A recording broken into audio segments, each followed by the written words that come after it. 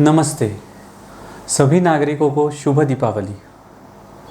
दिवाली की बात आई तो फटाके से खाने पीने की तरह तरह की चीज़ें। उसके बाद और एक महत्व की चीज़ जो हम केवल दिवाली के त्यौहार पर करते हैं या फिर दिवाली के त्यौहार से शुरुआत करते हैं, वह यानी अभ्यंग। आयुर्वेद कहता है अभ्यंगम आचरेन नित्यम स जरा श्रमवातः। अभ्यंग यानी पूरे शरीर को तेल लगाना। हमारे ऋषि मुनियों ने आयुर्वेद, त्योहार और वातावरण को एक साथ कैसे एकत्रित किया है, इसका सबसे अच्छा उदाहरण है दीपावली निमित्त पर अभ्यंग। दिवाली यानी शरद ऋतु का अंत और हेमंत ऋतु की शुरुआत। अक्टूबर हीट खत्म होती है, वातावरण में ठंडी का साम्राज्य धीरे धीरे बढ़ता जाता है। ऐसे समय पर सबसे लाभदायी चीज़ शरीर को जो होती है वह अभ्यंग होती है। अभ्यंग यानी तेल लगाना, शरीर पर 20 मिनट तक कंटिन्यूस तेल की मालिश करना, इसे अभ्यंग कहते हैं। अभ्यंग के बहुत सारे फायदे हैं। पहला फायदा जराग्न यानी अभ्यंग ये वृद्धत्व को रोकता है। आयु के साथ, समय के साथ हमारे बाह्य शरीर एवं आंतरिक शरीर सभी में एक प्रकार का वृद्धत्व आता है। वृद्धत्व आने से वह अवयवों की कार्यक्षमता कम हो जाती है, जैसे संधियों में कटकट आवाज़ आना, संधियों में वेदना होना, बालों का पक जाना, त्वचा में झुर्रियाँ आना।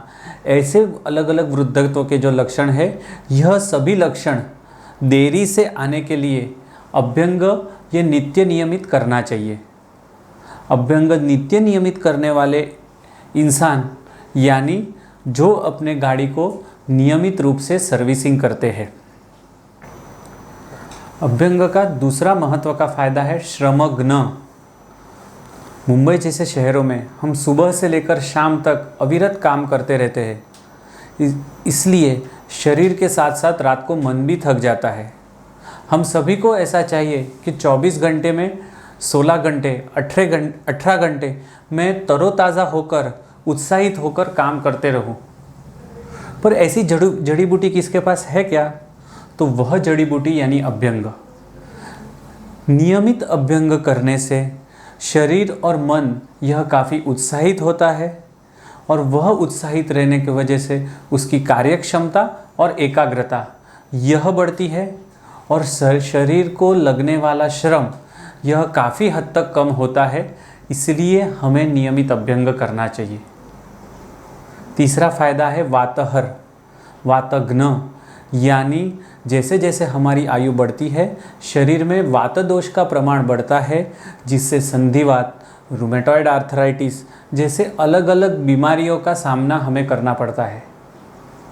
स्वस्थ व्यक्ति ने नियमित रूप से अभ्यंग करने पर यह सभी बीमारियां काफ़ी देर से होती है या नहीं होती है।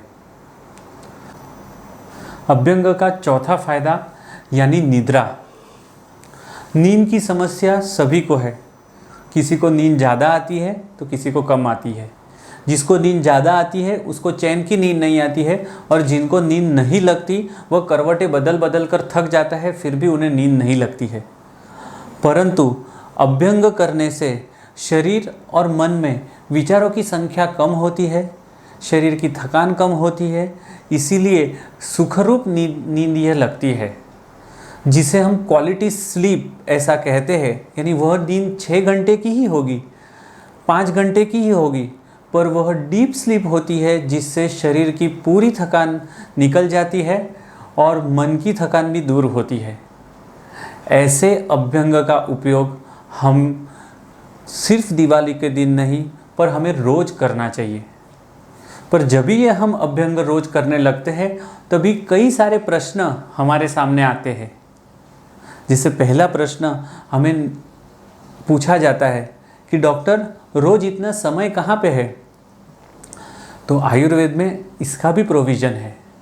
अगर हम रोज़ पूरे शरीर का अभ्यंग नहीं कर सकते हैं तो आयुर्वेद कहता है शिर श्रवण पादेशु, यानी सर, कान और हमारे हाथ और पैर, इनको हमें नित्य नियम यानी रोज़ इनको तेल लगाना चाहिए, रोज़ इनका मसाज करना चाहिए। दूसरा प्रश्न आता है, अभ्यंग करते वक्त कौन सी दिशा में अभ्यंग करूं? यानी बाल जिस दिशा में है अनुलोम या बालों की विरुद्ध दिशा में प्रतिलोम, ऐसे प्रश्नों का सामना करना पड़ता है। तो हृदय की शिरा जिस दिशा में जाती है उस दिशा में हमने अभ्यंग या मसाज करना चाहिए। यानी जब भी मैं पैर पर मसाज करता हूँ तो ऊपर की दिशा में हमें करना चाहिए, पर वही मैं सर पर मसाज करता हूँ या फिर गले पर मसाज करता हूँ, गालों पर मसाज करता हूँ, चेहरे पे मसाज करता हूँ, तो उसकी दिशा यह नीचे की तरफ रहनी चाहिए। अभ्यंग किसने करना चाहिए? तो अभ्यंग बालक, युवा, वृद्ध, यह सभी लोगों ने करना चाहिए। बालक जब भी 3 दिन का होता है तभी से हम अभ्यंग की शुरुआत कर सकते हैं। बालकों में सिर का अग्रभाग, जिसे हम टाड़ू ऐसा कहते हैं, वह टाड़ू नित्य नियमित भरना चाहिए। वह अग्रभाग में यानी यहाँ पर 10 से 15 ml तेल रोज बालकों को लगाना चाहिए, जिससे बुद्धि सतेज होती है। तत्पश्चात पूरे शरीर को अभ्यंग करना चाहिए। इसमें कमर में भी नीचे से ऊपर की दिशा में बालकों को अभ्यंग करना चाहिए, जिससे उनकी हड्डियां मजबूत होती है, मांसपेशी अच्छी तरह से बढ़ती है और उनका शरीर सुगठित होता है। युवा वय आया यानी टेंशन्स, युवा वय आया यानी जिम्मेदारी, युवा वय आया यानी सभी लोग हमारे पास से उच्चतम परफॉर्मेंस की अपेक्षा रखते हैं। तो ऐसे समय पर प्रत्येक युवा ने स्नान से पहले 10 मिनट पहले सिर्फ यदि वो पूरे शरीर को तेल योग्य तरीके से लगाता है तो यह सभी बातें अपने करियर में, अपने वैयक्तिक जीवन में और अपने पारिवारिक जीवन में वह पा सकता है। वृद्धत्व यानी आज सभी को ऐसा चाहिए कि मैं जवान दिखना चाहिए, पर यह जो पुराण काल में ययाति को वरदान मिला था कि जिससे वह अपने बेटे की जुआनी ले सकता है, ऐसा वरदान आज कोई है तो वह यानी अभ्यंग, यानी वृद्धत्व अवस्था में भी नित्य नियमित तेल लगाने से वह वृद्ध भी युवा की तरह दिखता है, युवा की क्षमता से कार्य भी कर सकता है। अभ्यंग कौन से तेलों से करें डॉक्टर, ऐसे भी सवाल आते हैं। इसमें सामान्य नियम इस तरह से है कि ठंडी के सीज़न में हमें तिल तेल से अभ्यंग करना चाहिए और गर्मी की सीज़न में हमें कोपरेल तेल यानी नारियल के तेल से अभ्यंग करना चाहिए। परंतु यदि आपके आजू बाजू में कोई भी आयुर्वेदिक डॉक्टर है तो आप उससे सलाह मशवरा करके आयुर्वेदिक औषधियों से सिद्ध तेल का यदि आप अभ्यंग करते हैं तो अभ्यंग के द्विगुणित त्रिगुणित लाभ यह सभी आप पा सकते हैं। सबसे अंत का और महत्व का प्रश्न यानी अभ्यंग किन लोगों ने नहीं करना चाहिए। ज्वर यानी जिन लोगों को बुखार आता है वह लोगों ने अभ्यंग नहीं करना चाहिए। प्रतिश्याय यानी जुकाम, जिनको कंटिन्यूस जुकाम होने की आदत है वह जुकाम के कालों में अभ्यंग नहीं कर सकते हैं।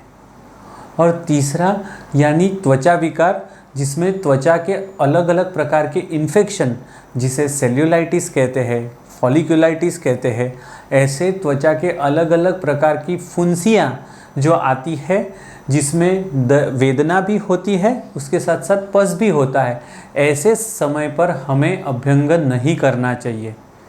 यह हमें अगर यदि मालूम हो तो बाकी सभी परिस्थितियों में हम अभ्यंग कर सकते हैं और यह अभ्यंग से निरोगी, युवा, शांत और एकाग्र ऐसे हम बन सकते हैं।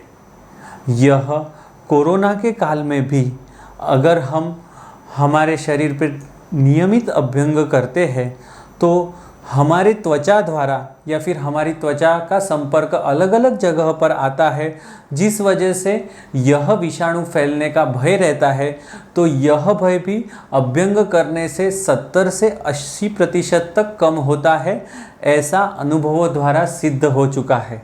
इसीलिए दीपावली में सिर्फ दीपावली के दिन ही नहीं, पर दीपावली से शुरुआत करके हम नियमित रूप से यदि अभ्यंग का अनुचरण करते हैं तो हमें बहुत ज़्यादा वैद्य या डॉक्टर की सलाह लिए बिना स्वास्थ्य लाभ होता है। त्वचा यह हमारे शरीर का सबसे बड़ा अवयव है, यानी कोई भी दवाइयाँ, कोई भी औषधि यदि हमें शरीर में पहुंचानी है तो त्वचा यह सबसे अच्छा माध्यम है, जिसका कम से कम साइड इफ़ेक्ट या रिएक्शन होने के चांसेस है। इसीलिए त्वचा द्वारा नियमित रूप से शरीर में को पुष्ट करने वाली औषधि, शरीर को पुष्ट करने वाले तेल को पहुंचाना, यही विधि को हम अभ्यंग कहते हैं। इसीलिए नित्य नियमित अभ्यंग करें, स्वस्थ रहे, सुखी रहे। सभी को शुभ दीपावली। धन्यवाद। नमस्ते।